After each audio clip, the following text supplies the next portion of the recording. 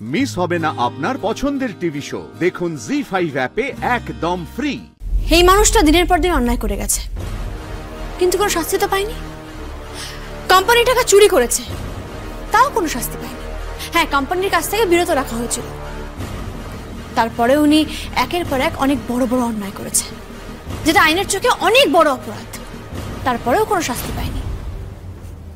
আমরা ওনাকে সহানুভূতি দেখিয়েছি, সমবেদনা দেখিয়েছি দিনের পর দিন, কারণ আমরা ভেবেছিলাম উনি অসুস্থ মানুষ, কিন্তু না, আজ সেটাও প্রমাণ হলো যে উনি মিথ্যা কথা বলেছেন, পুরোটাই ফলস, ভুয়ো। এর শাস্তি হবে না বাবা? এই মানুষটা কোনো শাস্তি পাবে না? শাস্তি মানে কিসের শাস্তি?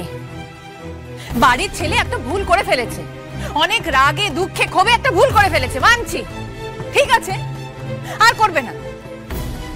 বাড়ির বড়দের পা ধরেও ক্ষমা চাইবে, আর সবাই ওকে সন্তানের মতো ক্ষমা করেও দেবে। তুমি এত কথা বলছো কেন? এর মাঝখানে শাস্তি?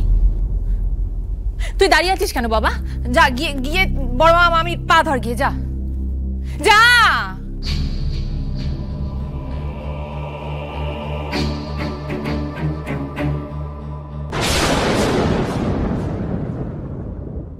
বড় মামা, ভুল করে ফেলেছি একটা, প্লিজ ক্ষমা করে দাও না, প্লিজ।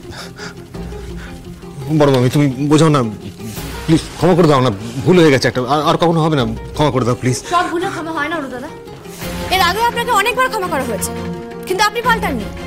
একই কাজ বারবার করে গেছেন, একই ভুল বারবার করে গেছেন, দিনের পর দিন একই ভুল। সেটাকে ভুল বলে না অরুণ দাদা, সেটাকে বলে ইচ্ছাকৃত করা। আপনি কি করেননি বলুন তো? আপনি কোম্পানির টাকা চুরি করেছেন, তারপরে আবার আমাকে আর স্যারকে প্রাণে মারার চেষ্টা করেছিলেন, মানে কিছুই বাদ রাখেননি। খুনের চেষ্টা করেছিলেন, অপহরণ করেছিলেন, কোম্পানির টাকা চুরি করেছিলেন, তারপর আবার আমার চরিত্রে কাদা ছড়ানোর চেষ্টা করেছিলেন, স্যারের বিয়ে ভাঙার চেষ্টা করেছিলেন। আর কত বলবো আপনাকে? সব ভুলের ক্ষমা হয় নাকি বাবা? এরও ক্ষমা হবে? আমি এই মানুষটাকে বিশ্বাস করি না বাবা। বাড়িতে যখনই কোনো অনুষ্ঠান হয়েছে, যখনই কোনো উৎসব হয়েছে, উনি উঠে পড়ে লেগেছেন ক্ষতি করার জন্য।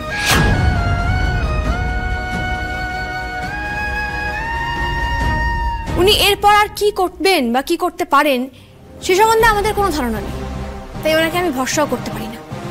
অনন্যা নতুন সংসার শুরু হয়েছে, আর সেখানে আমি কোনো রকম ওনার আজ পড়তে দেব না। কি চাইছিস তুই? আমি চাই এই বাড়ি থেকে অরুণাভ ভৌমিক বেরিয়ে যাক।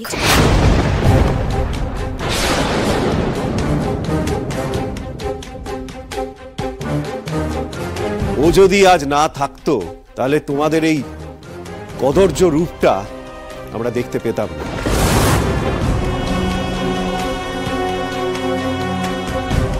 ও যদি আজ না থাকতো, তাহলে হয়তো আমরা কেউ প্রাণেই বাঁচতাম না।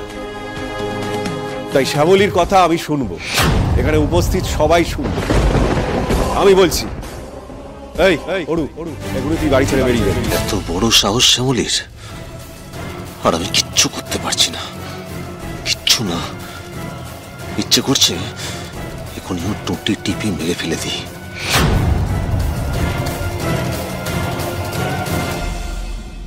জি5 ডাউনলোড করুন আর সব এপিসোড দেখুন একদম ফ্রি।